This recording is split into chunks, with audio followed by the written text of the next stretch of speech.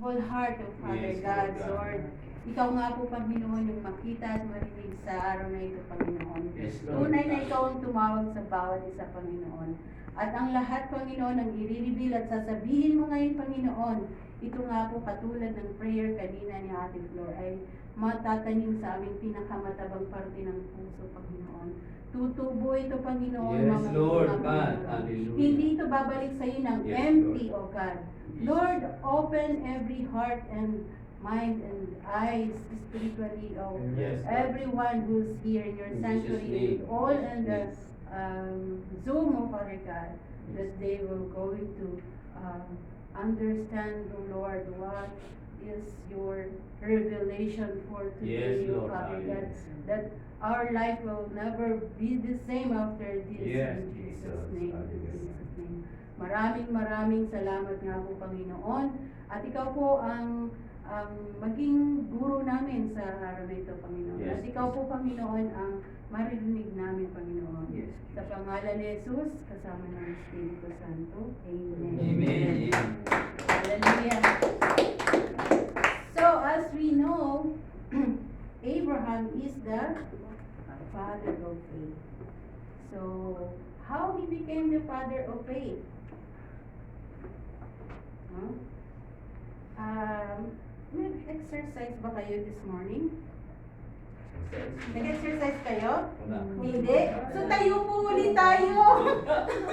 At basahin natin ang salita ng Panginoon for today. Amen? Amen. Hallelujah. So, let us read together.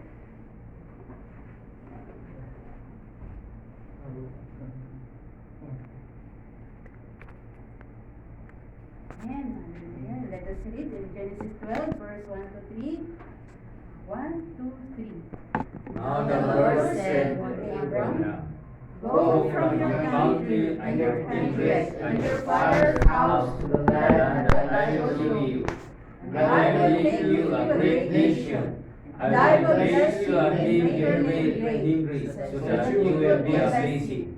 I will bless those who bless you, and him who dishonors you I will curse. And all the families of the earth shall be blessed. Amen. Amen. Hallelujah. So, maupo na po mga pinapala ng Panginoon. Amen. So, this first 1 to 3 verses of Genesis 12 is what we call Abraham's covenant. the Abrahamic covenant. God gave a lot of covenant to Abraham, and we will see it in the following chapters. So, this 1 to 3, we will going to dwell in these verses. So, do you know Abraham? Okay, here it's Abram. Do you know Abram? Amen. So, last time, we see the descendants of Noah. Who are the descendants of Noah? Shem, Ham, and Japheth. No? They are dispersed all over the world, and we can see that it comprises the 70 nations. And okay, there are 3 groups of people who have reverence and believe in Abraham. First, the Jews, of course. Second, the Christians. And third, the Islam. Only that in Islam there is some, they rewrite or they make another story about the promised son instead of Isaac, which the Jews and the Christians believe, because we are believing in the Bible or in the scriptures. In Islam, they change it in their Quran and make it Ishmael. So we have to cling to the scriptures so that we cannot be deceived. Amen po. And the last chapter, no? If we didn't know Abram, but you know Abram, are you really know Abram? Yes. So, from where Abram was. So this is the map of the world, and as we can see, Japheth and his descendants comprise and go to Europe, and other part of Asia, and Ham in Africa, and the land of Arabia. So where are we? From which descendants we came from? No? In Asia, it's almost from Shem and Japheth. So maybe you are the mixed culture of Shem and Japheth. As we remember the name Japheth, it is what? Forget, no? You forget na. So Japheth means great, so to be great if he is under the tent of Shem. And Shem means glory, no? The glory of God. And Ham means, okay, because he is in Africa, no, Ham means literally black or hot. So we see all of these 70 nations from the descendants of Noah. We are all come from Noah. So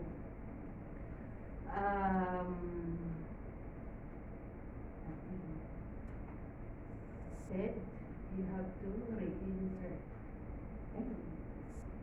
So by those descendants, if you really know Abram, from where descendants came from Abram? Kanino nang galing si Abram? Kala ko ba kilala niyo si Abram? Hmm?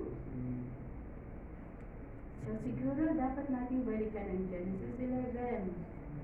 So in Genesis 11, I will not read it in the verse by verse.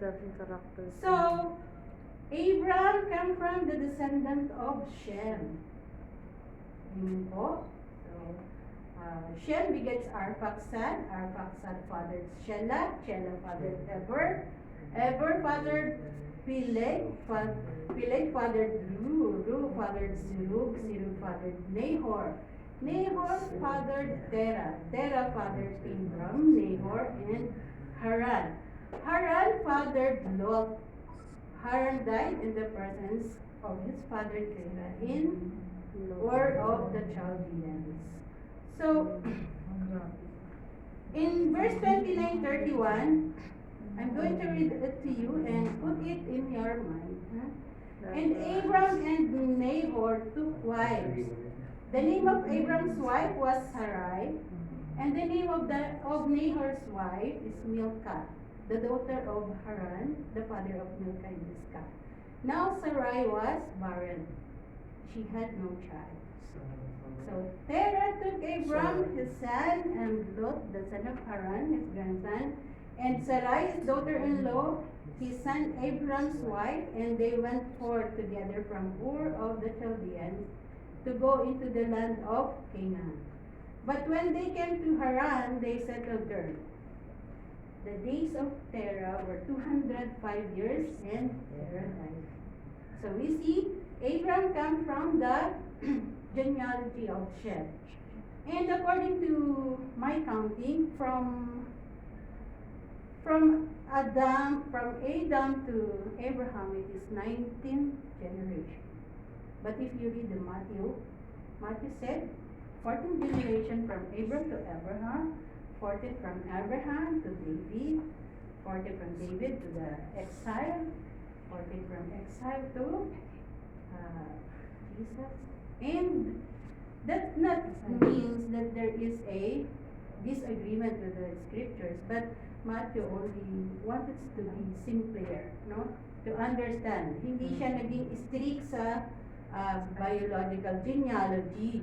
But this one from Genesis 11, it states generation from generation. And it's in, if you count it, it is 19th generation from Adam to Abraham. And so, the call of Abram, as we read in verses 1 to 3, do you think nasaan si Abram nang tawagin o kausapin siya ng Panginoon? Nasaan si Abram? Si Abraham? Nasa bahay nila. Saan nakatayo ang bahay nila? Okay, according to the Genesis 11, they are living in Ur. In Ur of the Chaldeans. You can see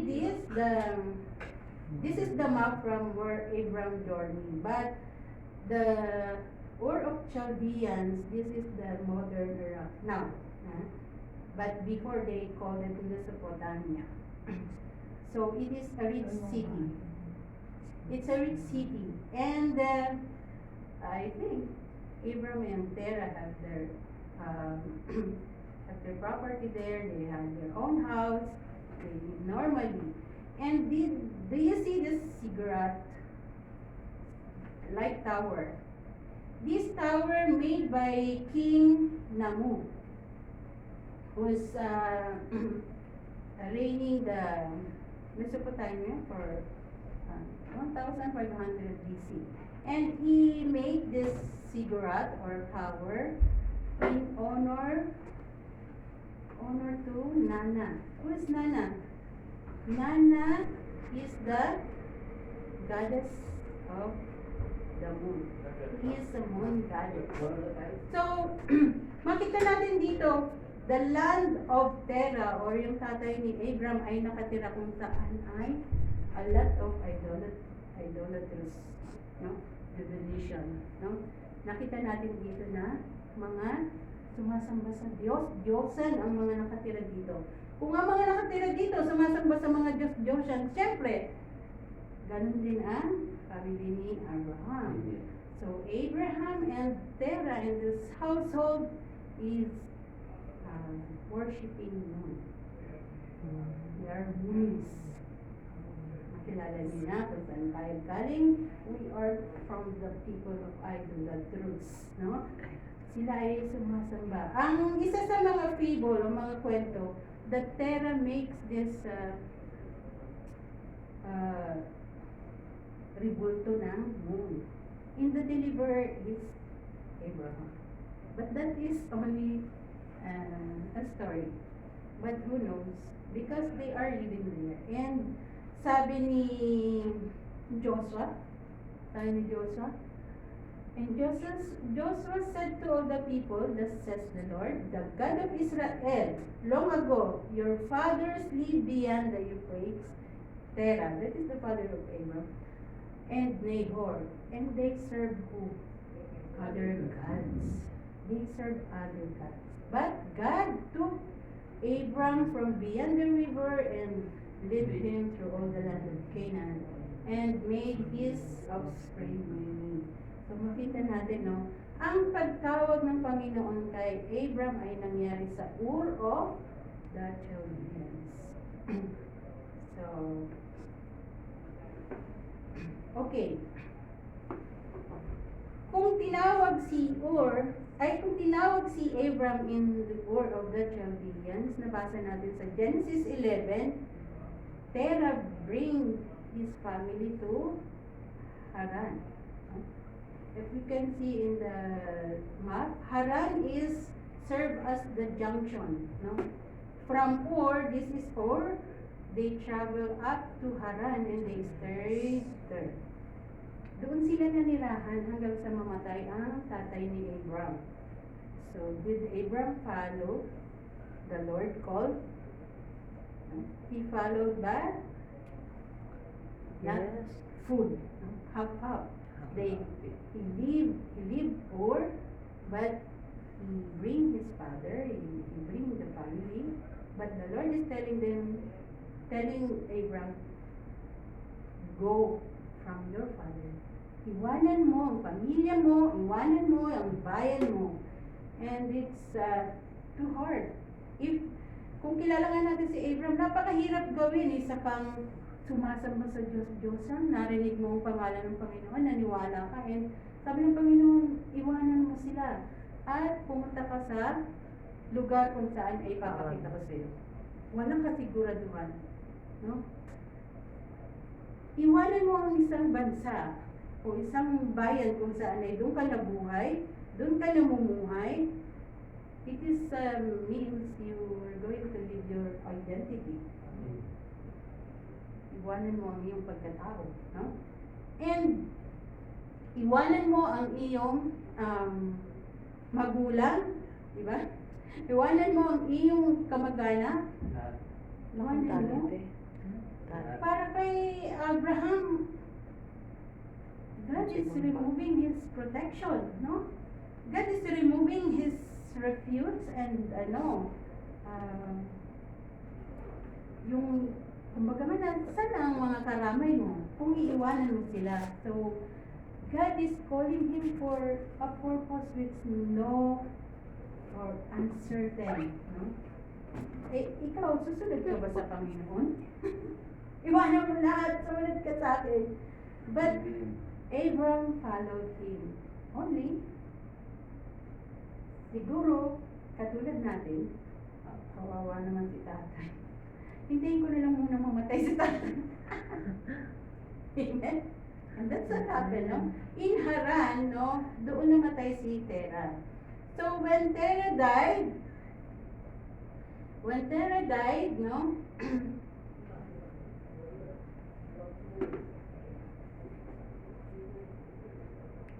sana ba ako nawala na ako dito sa ginagawa kong community?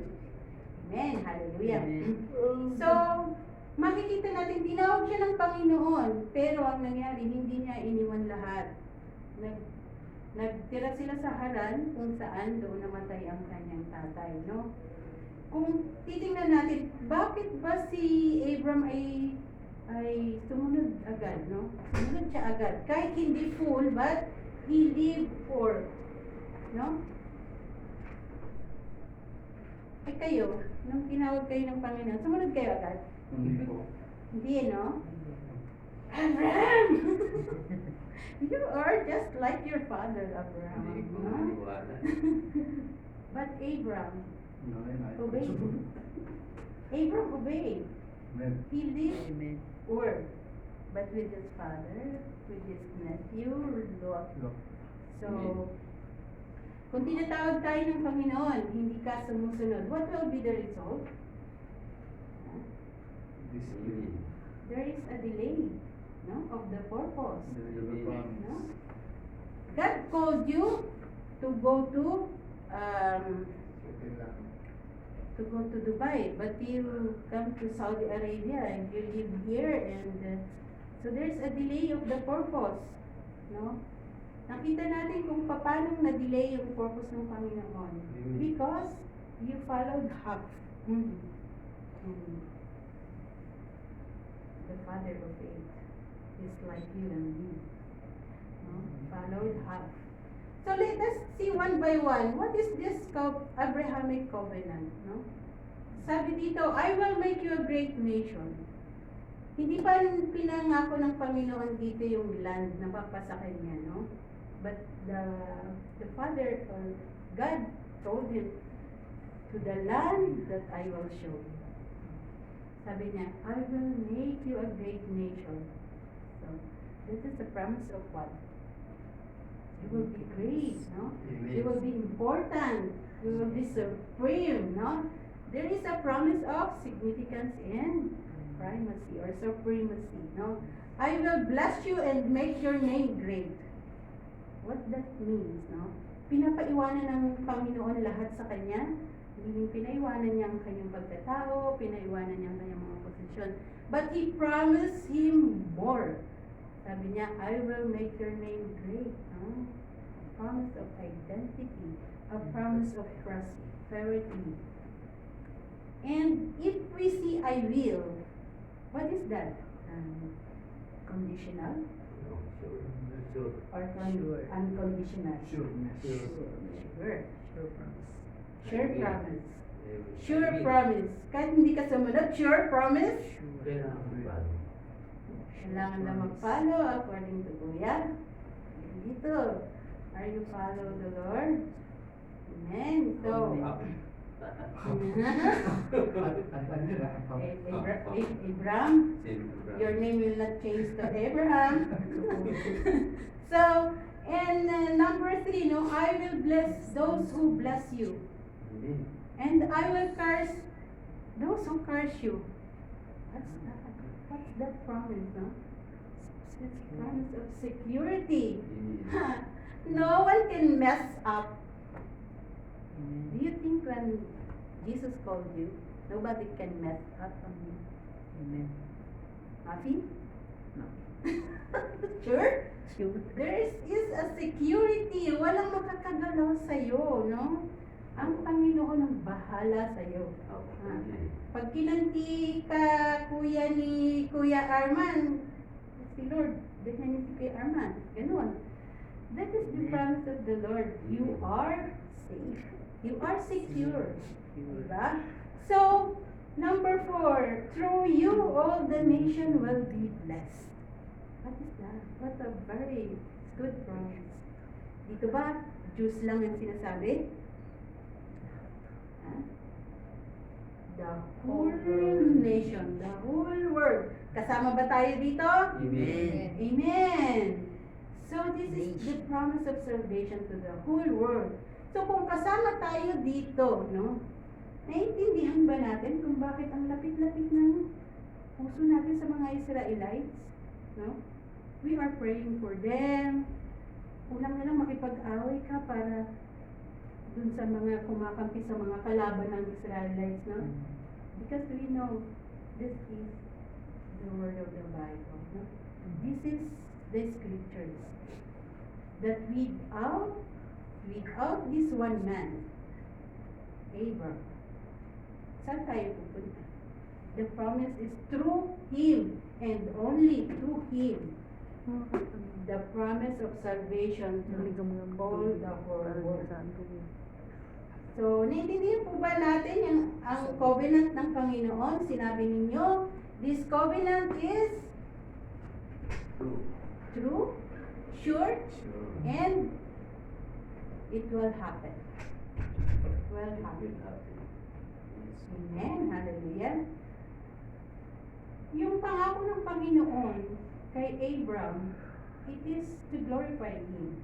But in contrast to those who made the Tower of Babel. You remember the Tower of Babel? You remember Nimrod, no? He gathered all the soul to be mag-rebellion sa Panginoon, no? Ang sabi na, let us build ourselves, our name. So, what does this implicate, no? Sabi ni Nimrod, let us build ourselves. It is like having importance and supremacy, like the promise of God to Abraham, no? And let us make a name for ourselves, no? The identity and pride. So, the security that they will be united and one. The heart of this rebellious man and making everything for themselves is the same promise that God gave to Abraham. Only that God is the one who glorified. God is the source. No? Hindi ang sarili nating kalakasan or wisdom. Amen? So, alam niyo na, kilala niyo na si Abraham, no? Kanina, akala natin pagkagaling-galing ni Father Abraham, has 7 children. Hindi po 7 ang anak niya. He has a father of the multitude, no? And written 8 children. Hindi po 7. Mali talaga ang bilang. No? Hindi nila kasi sinama si Ismael. So, Abraham means exalted father or high father. But if Abraham reached to the fullness of the purpose na magkaroon ng promised son, his name will change to Abraham, no? The father of the multitude.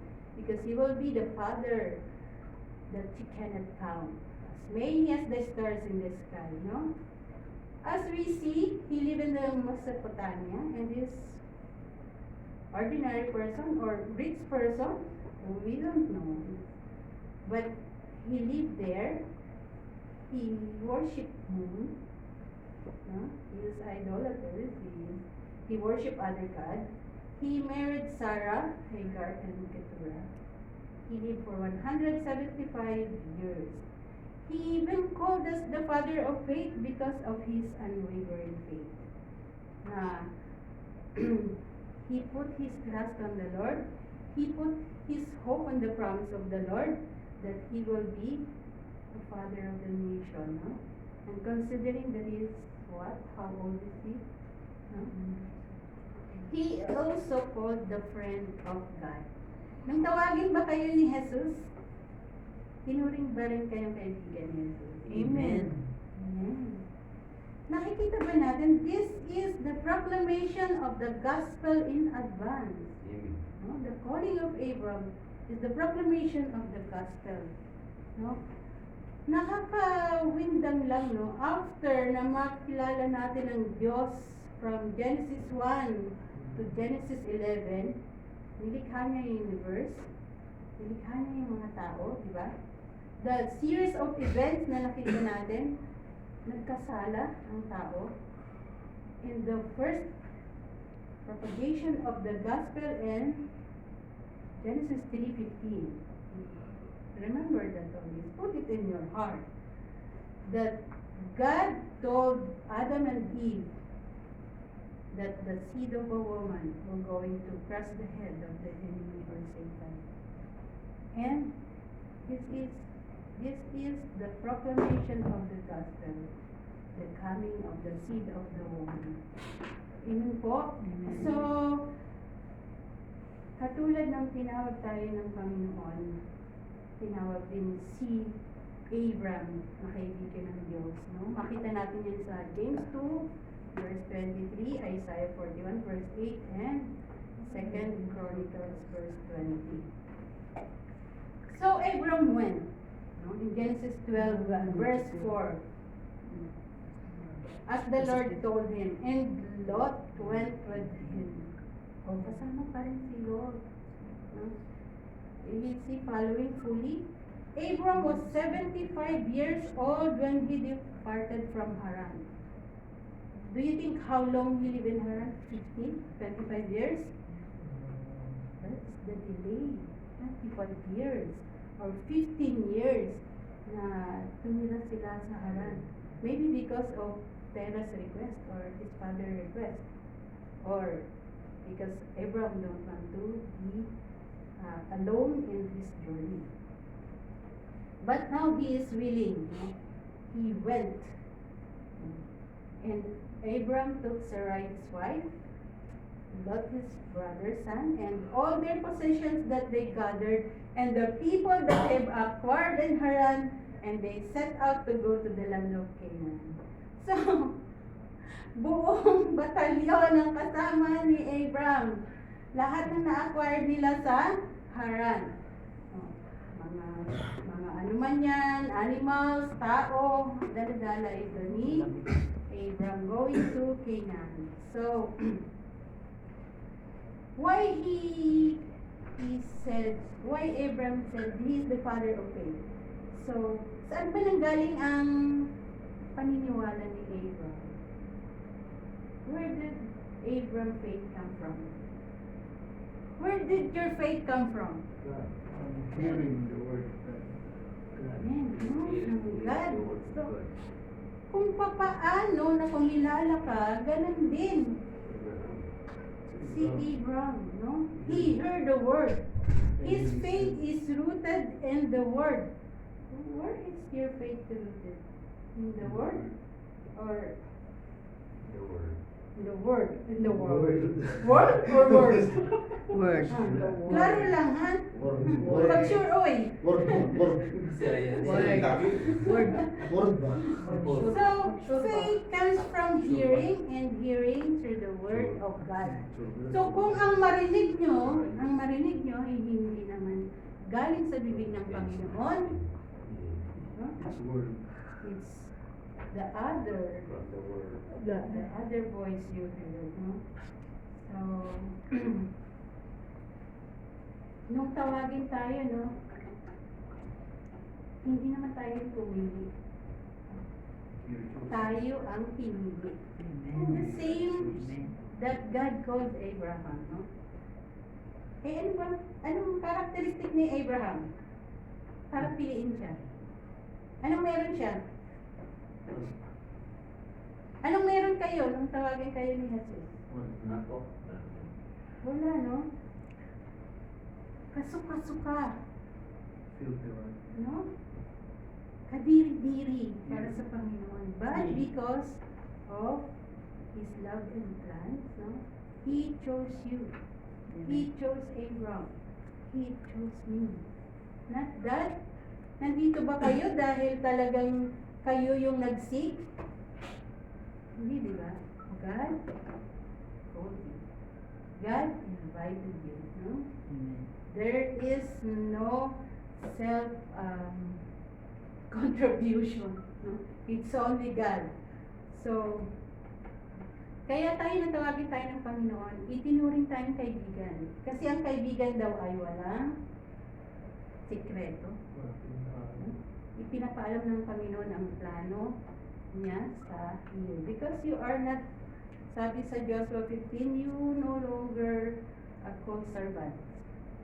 The servant does not know what his master is doing. But I have called you friends. Kaibigan, tumingin ka na ba sa salamin? For all that I have heard from my Father, I have made known to you. So, masakit, di ba? Kung hindi natin alam ang sikreto ng Panginoon. Or wala lang sa inyo. Baka hindi niyo siya kaibigan. We must know the plan of the Lord because we are His friends. Amen? Amen. Amen. So, nakita natin how Abraham show his flows. No? Sumunod siya pero hindi niya sinunod lahat. Sabi ng Panginoon, iwanan mo ang pamilya mo, dinala niya yung pamilya niya, di ba? Do you think God will choose another? No? Nung tawagin ka ba ng Panginoon at ikaw ay palang-palang pa, tumawag siya ng iba? No, di ba? Nung bang maliliit pa kayo, tapos sabi ng tatay nyo, sige, Agnes, lumakad ka ng tuwid dyan, ha? Pag lakad ko ng 3, nadapa ako. Pinalo ba ako ng tatay ko? You messed up, you. Not